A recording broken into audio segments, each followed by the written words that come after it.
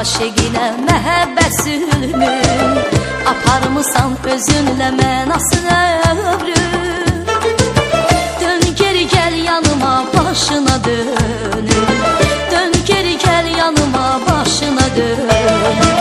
Heç düşmürəm yadına, yandım oduna.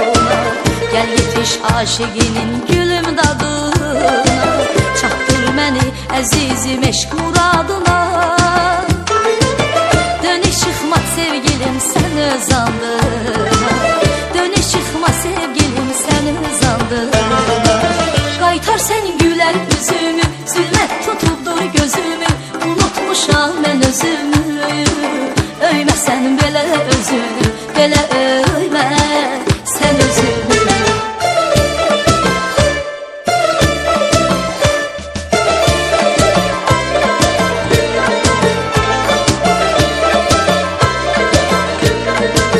Etmə günah, vermə cəfa, olma gəlsən sən bir vəfa.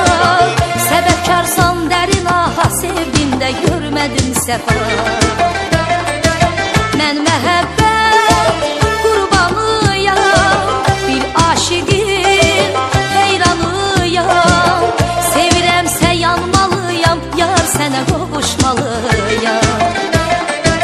Qaytar sən gülər üzümü, zülmət tutubdur gözümü, unutmuşam mən özümü. Öymə sən belə özünü, belə öymə sən özünü.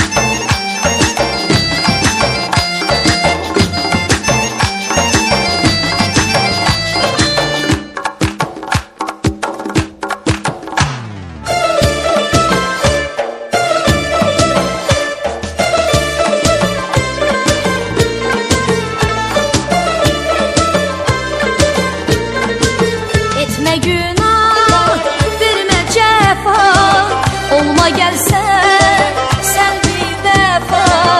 Səbəbkarsan dərin aha, sevgində görmədim səfa.